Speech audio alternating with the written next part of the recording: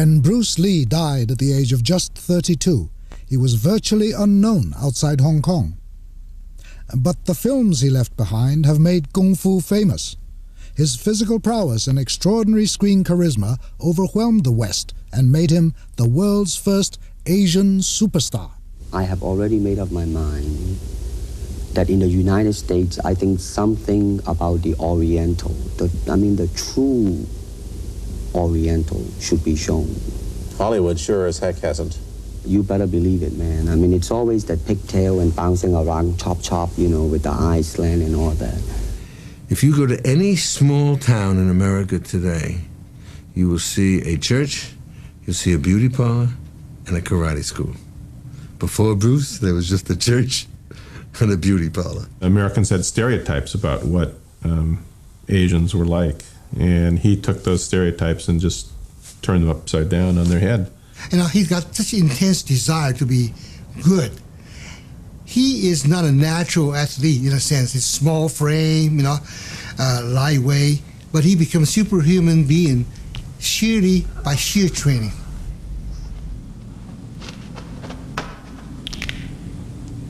A lot of people ask him, "Are you the best?" And he will always say, "If I tell you I'm the best, you probably think I'm boasting. But if I tell you I'm not, you know I'm lying."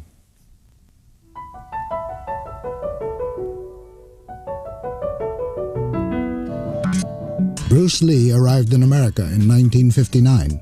He'd been in trouble for gang fighting in Hong Kong, and his parents were worried about his future.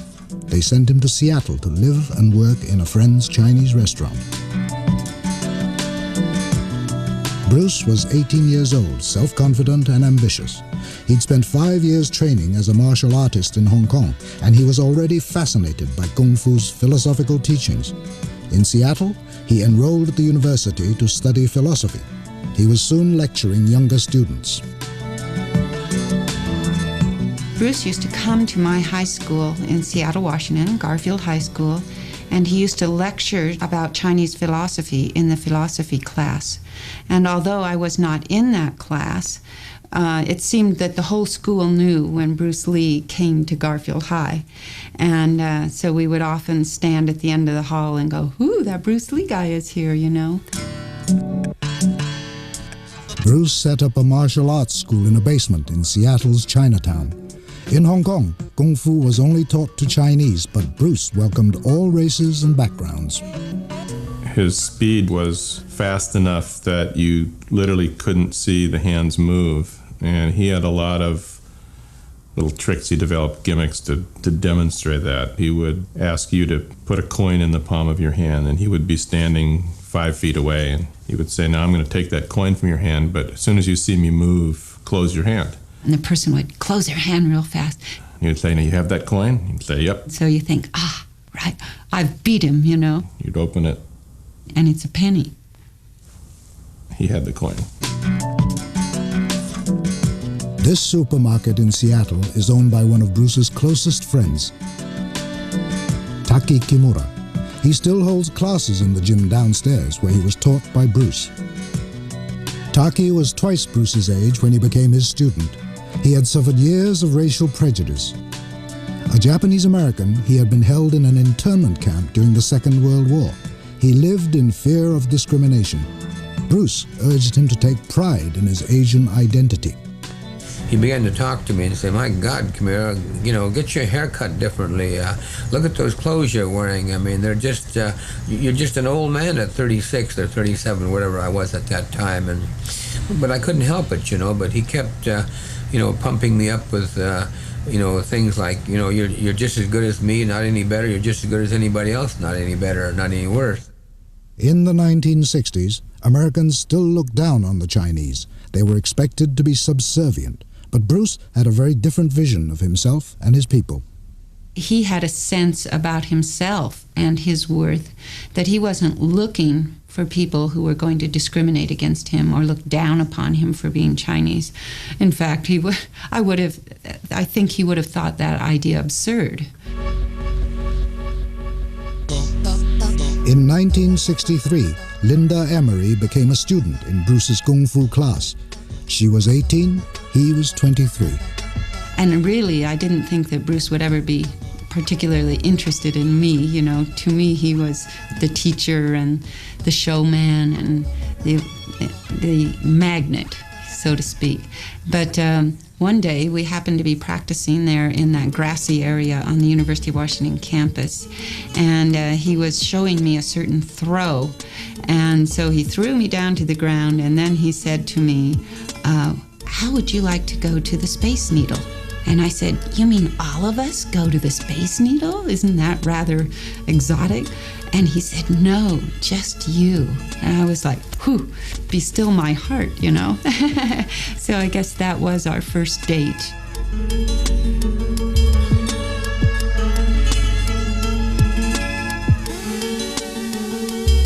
Bruce's reputation as a martial artist was beginning to spread.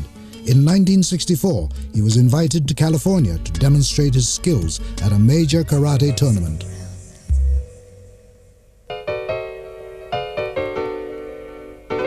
I actually saw Bruce Lee's demonstration in 1964 at the Long Beach tournament held by Mr. Ed Parker.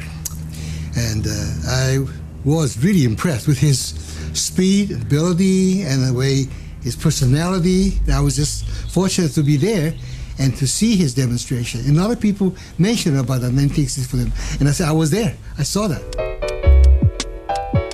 The assembled karate masters were astounded by his power and speed. Most of them had never seen Chinese kung fu before and were captivated by Bruce's display, and most of all by a new move he had developed, the 1-inch punch. Taki was Bruce's assistant. He was able to generate that force that seemed to just come from the tip of his toes right out to the end of his extended hand. He could just hit you just like a high-speed bullet. I always remember that moment when he did that 1-inch punch. I think a lot of people remember that punch. I mean, everybody is shocked, including all the karate or all the professional people over there. I mean, the power that this guy had. I mean, 1 inch, and the guy, boom, just flew to the chair. So it was very, very impressive. And that moment, and that punch, you know, then I know he's the man. And he will be the man. And will always be the man.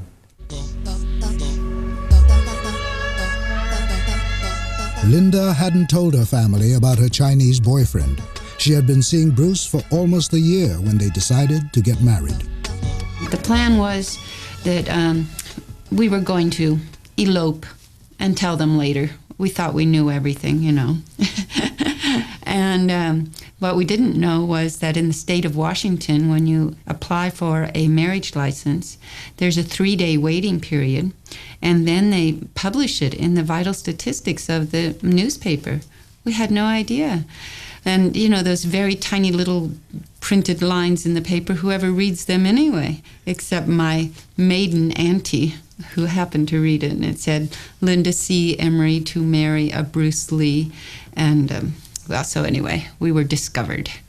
A big family powwow was held, and they wanted to dissuade us because, you know, it's quite a load to dump on my mother's plate that all of a sudden her 19-year-old daughter is going to run away and marry a Chinese man. Her mother relented, and Bruce and Linda were married with a ring that they had borrowed for the afternoon. Within 9 months, their son Brandon was born. Bruce decided the time had come to take his wife and son to meet his family in Hong Kong.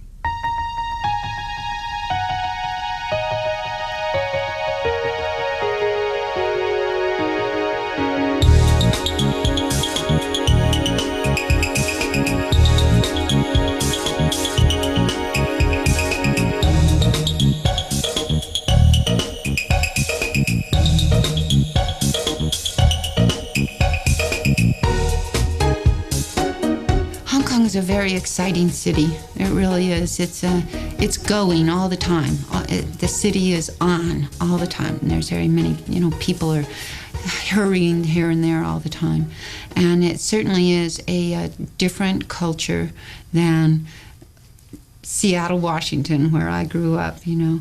But it was very exciting to learn about. And I didn't feel like a fish out of water. The family was very accepting of me. I think it was fairly unusual, both in the United States and in Hong Kong at that time, that we were a mixed couple. His family was quite accepting of it, though. You know, his mother had a small percentage of German heritage already. Bruce Lee had been born on November 27, 1940, in San Francisco. His father, a Cantonese opera singer and film actor, was on tour in America when his wife gave birth to their third child. The boy was called Saifon, a girl's name to ward off the evil spirits who might steal away a male child. Later renamed Junfan, which means return again, the doctor on duty nicknamed him Bruce. In Hong Kong, Bruce made his first screen appearance at the age of 3 months in one of his father's films. He was already a successful child actor when he met Tony Liu. 好曳啊，成日整蠱我哋啊，即係當我哋僆仔啊。嗰陣時，我媽咪係黎文，佢就同佢爹哋啊，就好成日一日嗰陣時嘅粵語片咧，一日係3部戲啊、4部戲啊、7部戲都有嘅。咁啊，成日都喺片場就喺埋一齊。咁大家都係一個有陣時啊，佢係小朋友演員，我係小朋友演員，大家就跟住媽咪一齊入去玩。咁佢係大哥跟住佢啊，有陣時玩埋一齊啊，做埋一齊啊。但係佢做好多嘢係，即係佢都係惡晒㗎啦。咁我哋只不過係跟住佢後邊嘅小流羅靚仔咁樣啦。咁但係嗰陣時我哋已經係好崇拜佢㗎。I went to same school, Bruce, but he's older than me. He's 7 years older than I am. The school is St. Francis Xavier. And at that time, I haven't met Bruce, but everybody talk about Bruce Lee because he's a big bully. I always see that, he get into fights and he always beat everybody up. Bruce also had a reputation as a dancer. In 1959, he was crowned Hong Kong's Cha-Cha champion, but his first devotion was to Wing Chun, a style of Kung Fu which he studied under the master Yip Man. Kung Fu was never taught to Westerners. It was a Chinese secret weapon. When fellow students discovered that Bruce had a German grandparent, they refused to train with him. But Master Yip Man gave special training to his most promising pupil. Bruce loved to test his skills in real street fights and soon became known to the police as a troublemaker.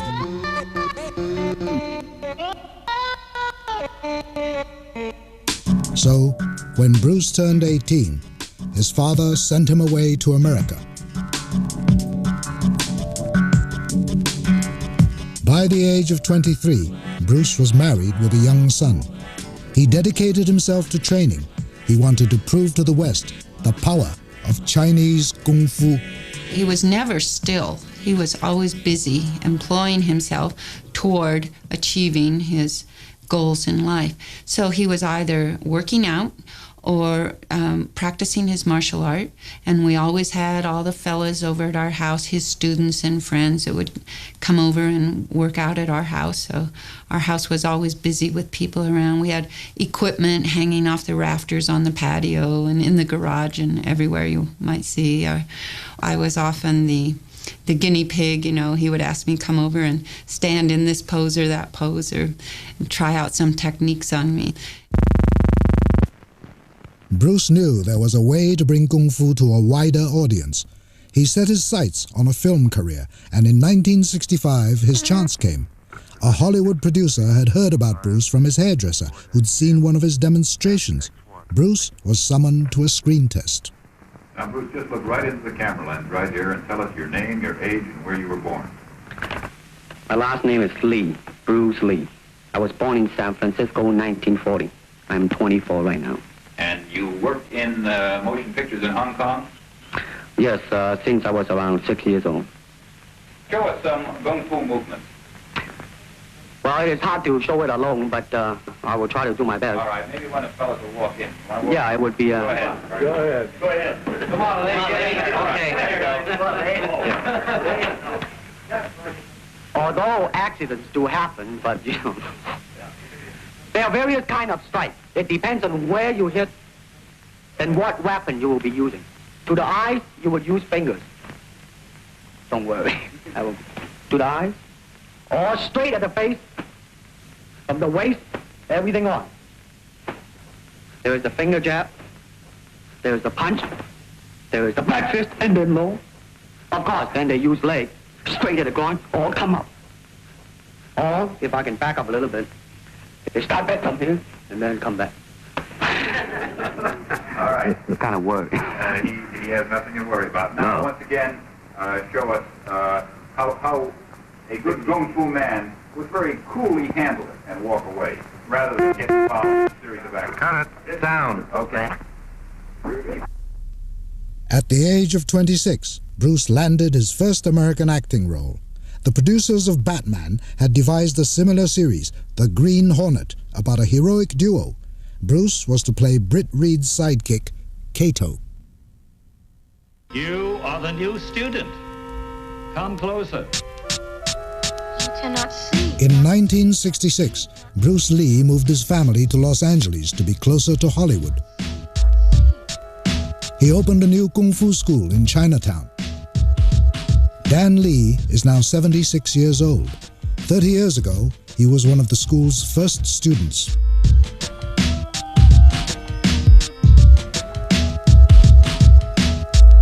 You think I cannot see.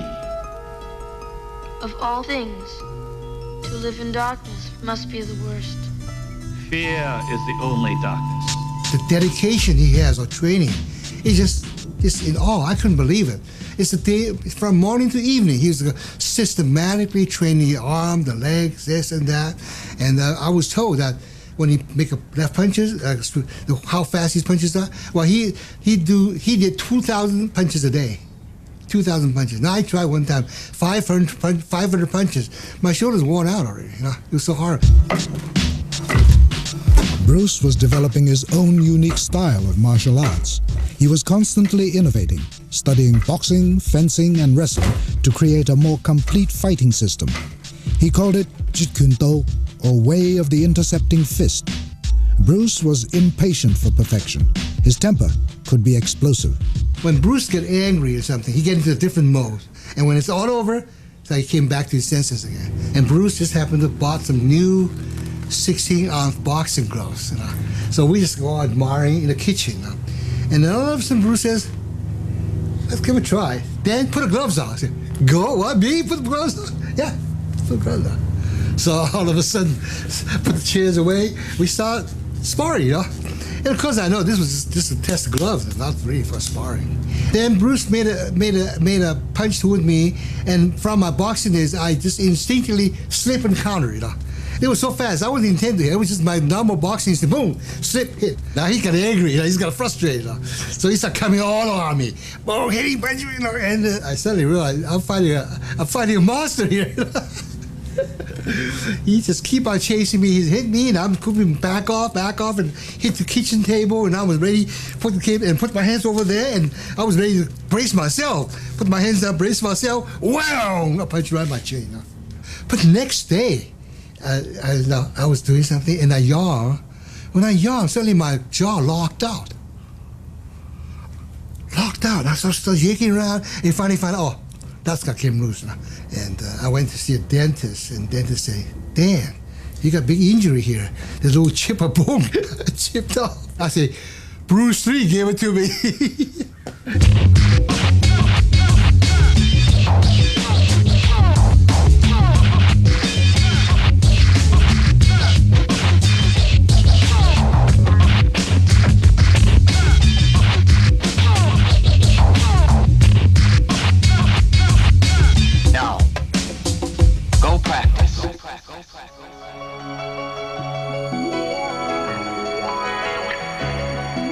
Bruce adored his young son Brandon.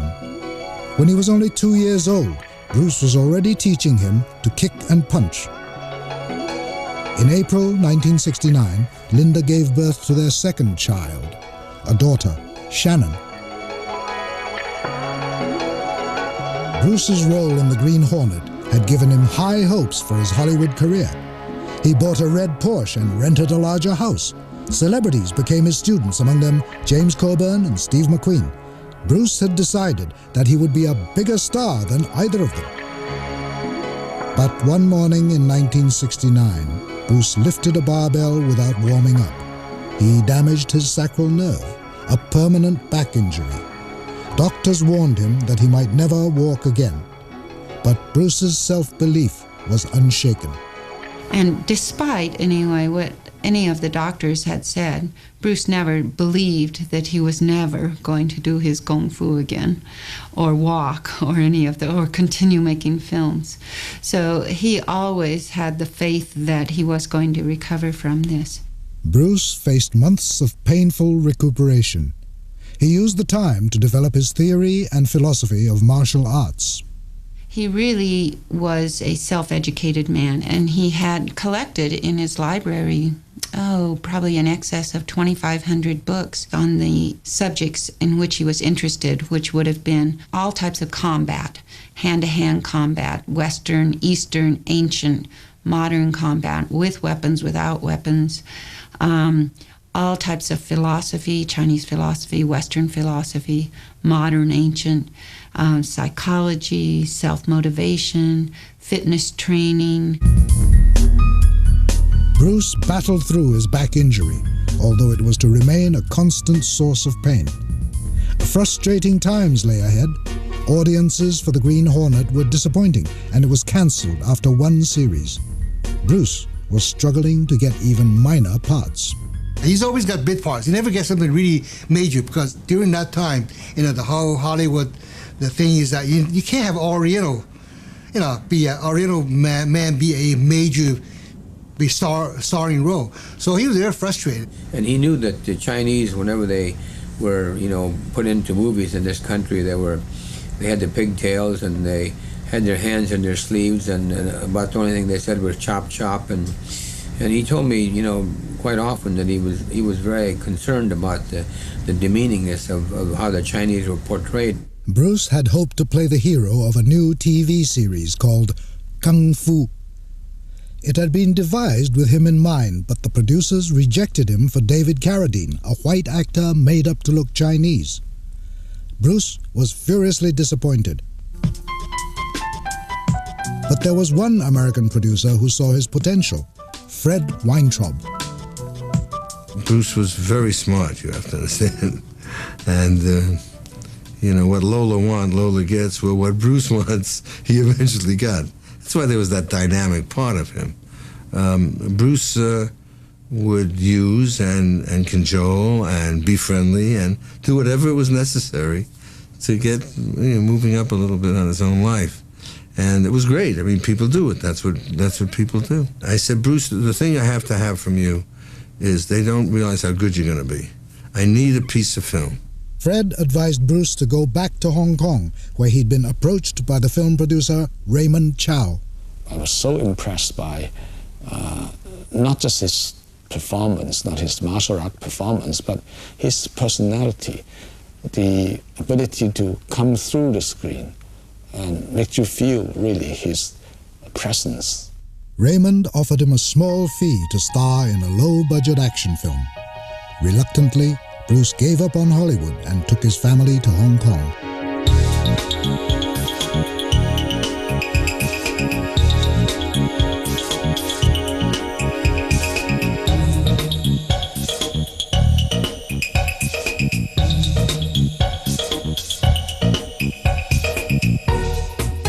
The Big Boss was filmed in a small village in Thailand. Bruce plays an immigrant Chinese laborer who comes to work in a local ice factory. 廠長，你聽住啊！我哋呢度啲嘢比較濕碎嘅，你啊俾心機喺度做，聽朝一早就開工啦嚇。係，掂晒啦，聽朝可以開工噶啦。唔該晒你。誒，唔好講埋啲咁嘅嘢啦，大家都出門揾食啫嘛。嗱，今晚收工之後，我帶你出去玩下啦。Bruce was a perfectionist. He wanted more control than actors were usually given. He had the first director sacked. Lo Wei, a famous Hong Kong director, took over, but Bruce was still dissatisfied. 咁咧就中間有個咁嘅關係喺度，咁所以佢哋係有好多拗撬嘅時候咧，我都喺中間，我都會幫到啲嘢。但係因為你知老一派嘅導演咧就會係比較咩嘢冇過嚟同我傾偈咁樣噶嘛，即係但係李小龍咧就唔係嘅，收聲！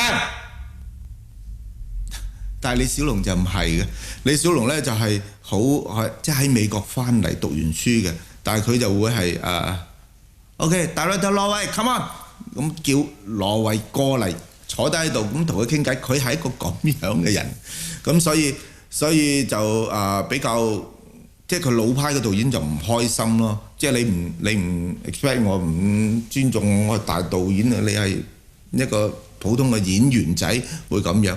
The Big Boss showed Bruce defending his fellow Chinese workers from being exploited and bullied by the Thai bosses. It was to make him a national hero. 真係睇唔出啊！潮安咁大喎。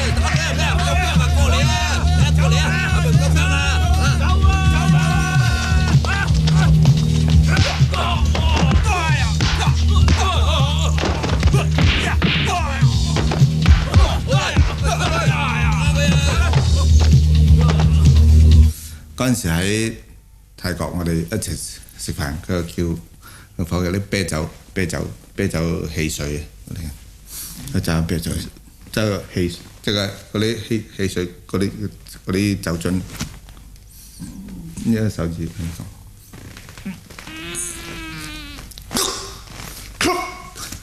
講，一隻手指去撳開汽水。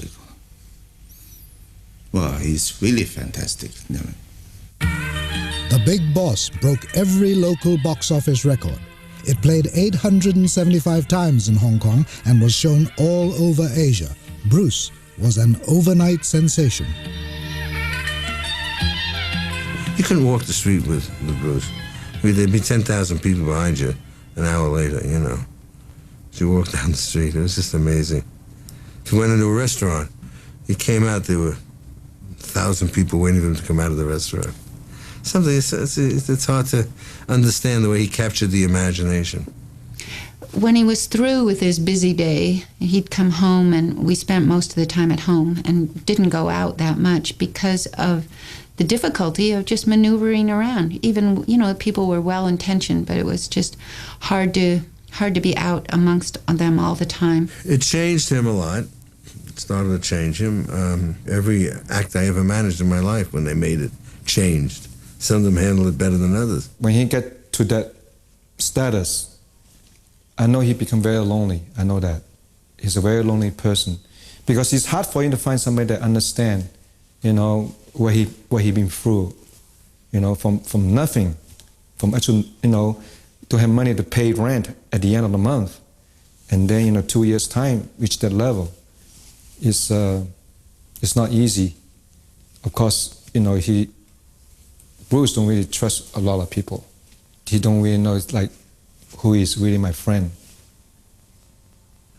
Bruce followed the success of The Big Boss with another Hong Kong smash hit, Fist of Fury.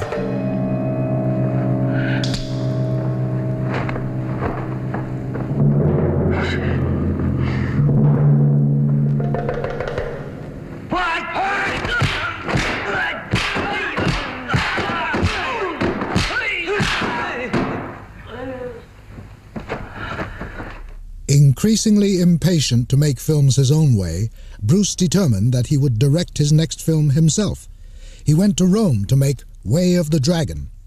The scene with Chuck Norris in the Colosseum is one of his most famous screen fights.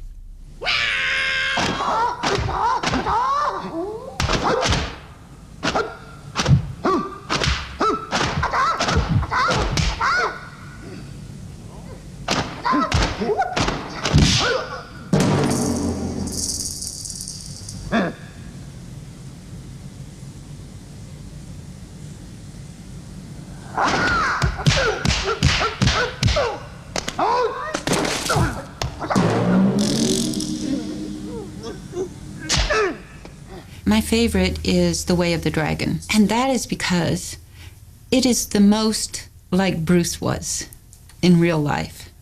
He has that kind of impish nature in some parts in the film. The kind of comedic sense comes through. The kind of cute guy cutting up, you know, I just really like that.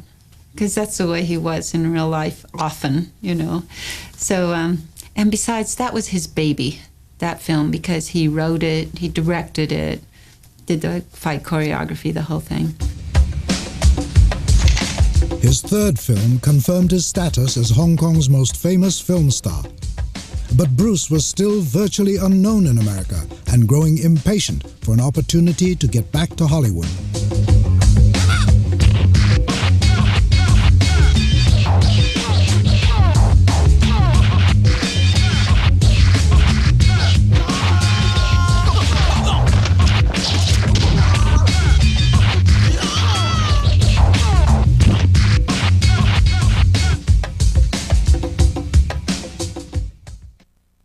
In 1972, Bruce Lee was working on ideas for a film called Game of Death. He wanted to fight duels in a pagoda with a new, more dangerous opponent on each level. When his friend, the great American basketball star Kareem Abdul-Jabbar, came to Hong Kong, Bruce quickly arranged the fight scene. Kareem is over 7 foot tall. Bruce was 5'7".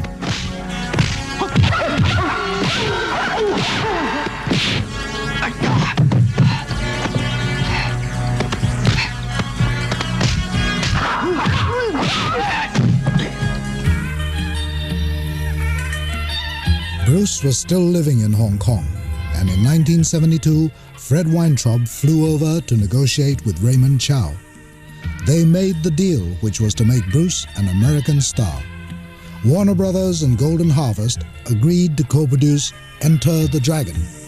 Most Hollywood major studios would not entrust the job of producing the film by us or by any outsider for that matter. They would want to send their own people, the whole unit and all that. And we said, no, we can handle it. We've already made many films, including 2.5 of Bruce films.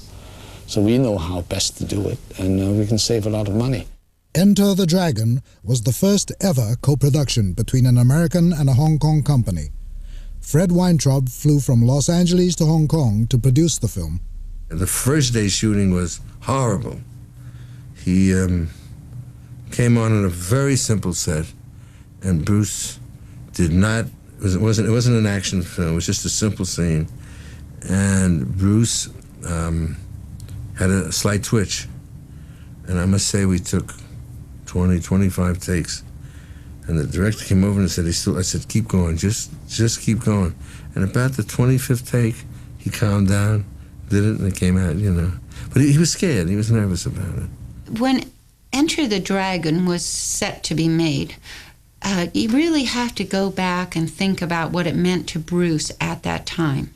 Because here he had spent years in the United States knocking on the doors of the studios, saying, here I am, I can do great things, and the doors had been shut in his face. So Enter the Dragon, being the first American Hong Kong co-production, was going to be Bruce's entry into the United States. So it had to be good. Right? It couldn't be a flop. It had to be what Bruce envisioned it as being. Hundreds of extra stuntmen had to be drafted in from rival Hong Kong street gangs. The result was grudge fights on set, and Bruce was repeatedly challenged by the extras. A lot of them by that time already heard about Bruce Lee, and one of the things in the martial arts circle has always been, or maybe like boxing, is that also you are so-and-so. let's see how good you are. You want to fight? They stomped their foot and they crossed their arms and they came over and they were supposed to, I want to fight you, you know. And I'd grab Bruce and I'd say, Bruce, you have a picture to do. When the picture's over, you can fight him, you know. He was ready to go and beat and he would have. There were cultural clashes between the American and Chinese crews. They found it hard to communicate and had different ideas about filmmaking. The key that kept it together was Linda, his wife. Every time it looked like the whole thing was going to fall apart, and I was almost sometimes ready to leave town, Linda would come over and talk to me. First, of course, she would explain to him in her best that, you know, nobody is trying to do a bad job or sabotage this thing. You know, a lot of things is misunderstanding. You don't have to take this very seriously. And then she would talk to the other people, the other side, and sometimes come to me with a problem. I don't think it'd be correct to say he sent me along to be his intermediary, but I was kind of involved because the American crew was there and the American producers, so I could talk as easily to them as some of the others, you know, because they had difficulty communicating with some of the Chinese people. So I guess maybe I helped out a little bit in that way, being able to talk to these people and then talk to these people. And without her, there would have never been an Enter the Dragon. I mean, I would have just left. And without her, there wouldn't have been a Bruce Lee in a funny way, you know. It's amazing how important she was in his life. I mean, and nobody realizes it. You know, it's like one person, Bruce Lee, but it wasn't really. It was Bruce and Linda. And then there was the rock that he stood on his pedestal. Bruce had pushed his body to the limits during filming. Friends noticed that he had lost weight and seemed tense. On the 20th of July, 1973, he started to feel ill during a meeting with Raymond Chow. An actress friend gave him a painkiller, and he went to sleep in her flat. When later she couldn't wake him, she panicked and called Raymond for help. We called and we couldn't get any doctor. At first we couldn't get Bruce's own doctor. And then tried to call several doctor friends of mine, and they were not available. Until finally we called a doctor who actually prescribed the medicine to the actress. Dr. Chu came, and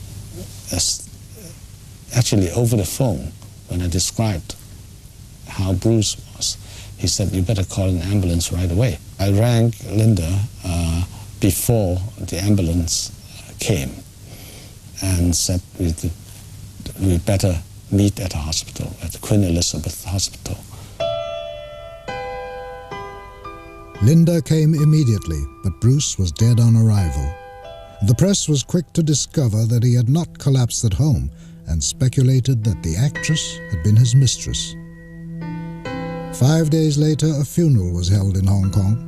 Police had to control the crowds of up to 30,000 mourners who filled the streets.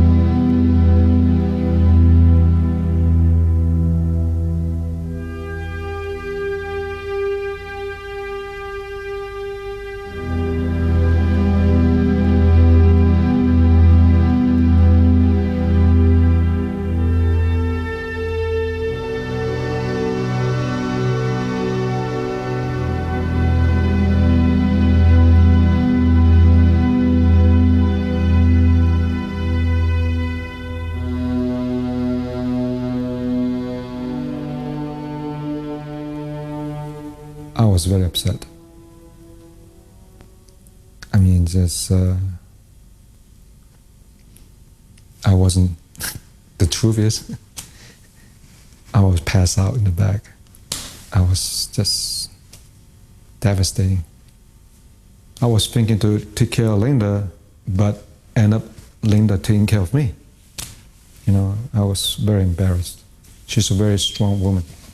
I determined that I would bring Bruce's body back to Seattle because Bruce often said during the time of our marriage that one of the happiest periods of his life had been when he lived in Seattle. And we had another private, smaller funeral. It was just a gathering of family and friends. Bruce Lee was only 32 when he died. The cause of death was unclear. Amid rampant speculation that he had been murdered, the Hong Kong authorities called an inquiry. Linda appealed for privacy. It is my wish that the newspapers and the people of Hong Kong will stop speculating on the circumstances surrounding my husband's death. Although we do not have the final autopsy report, I hold no suspicion of anything other than natural death. The inquest concluded that Bruce had died of a brain edema in reaction to the painkiller he had taken. And despite the verdict of death by misadventure, wild rumors about Bruce's death have continued to this day.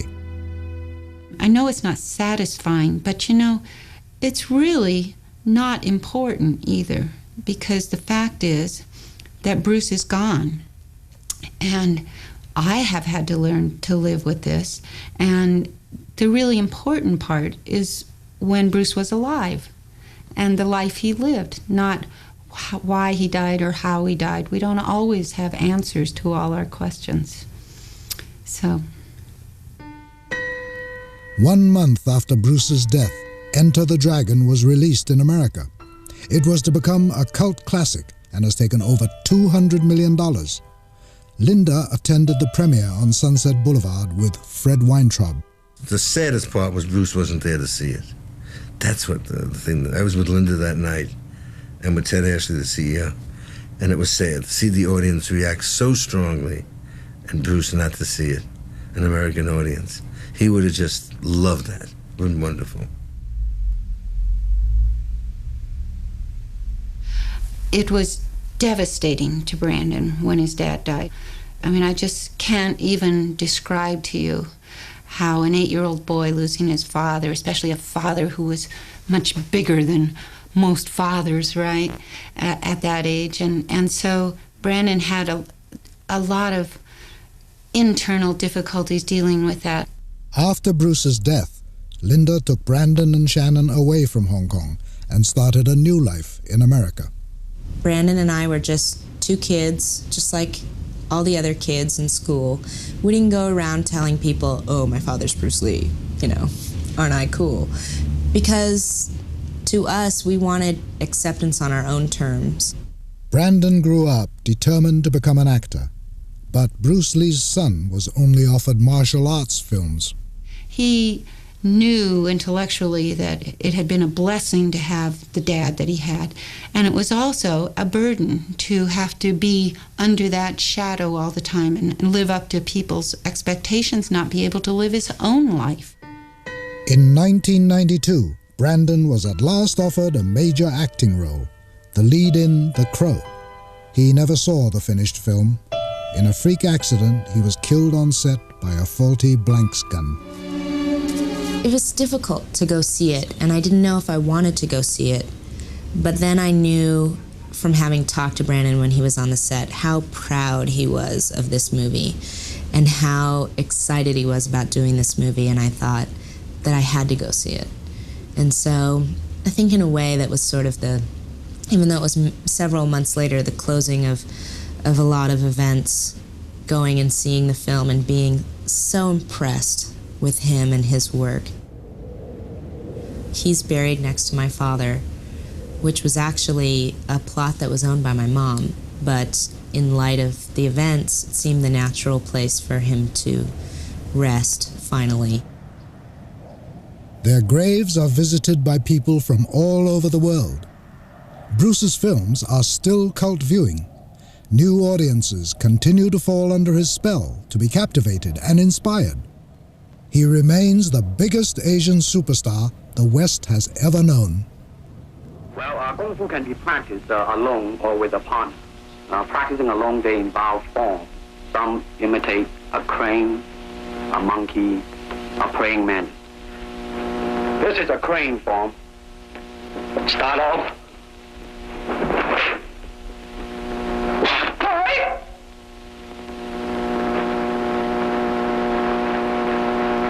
This is one of the movement involved. He's just like a beautiful meteorite, just blown up and stirred the whole world and then faded away, you know. And I was feeling like, had Bruce lived, you know, longer, probably there'll be even more contribution. Then I stepped back and said, you know what happened? Some people can live, you know, their whole lifetime, nothing happened. But Bruce, in a short few years, he's already contributed so much. You never can understand it. The Bruce Lee syndrome just keeps coming back every 10 years, you know, it's just amazing. Like the James Dean, you know, that kind of Elvis Presley, Bruce Lee, you know. Nobody knew when my father died that he was going to be this huge international sensation. Enter the Dragon had not been released yet, and so it's been an adjustment period over these many years, a constant adjustment period of learning to deal with this phenomena that has happened. People from all over the world, not just America and the Far East, but all over the world think of Bruce as their hero, and not because he's Chinese or because he was American or his nationality or racial origin or any of that, but because of the person he was and what he achieved. Definitely there's something we can learn from each other, East and the West. And that's how Bruce put it together, East and the West. Something good from the East, something good from the West, and he put it together. You still think of yourself Chinese, or do you ever think of yourself as North American? You know what I want to think of myself? As a human being. Because, I mean, I don't want to sound like, you know, as Confucius say, but under the sky, under the heaven, man, there is but one family. It just so happened, man, that people are different. Okay, we got to go. Thank you, Bruce Lee, for coming here. Thank you for watching.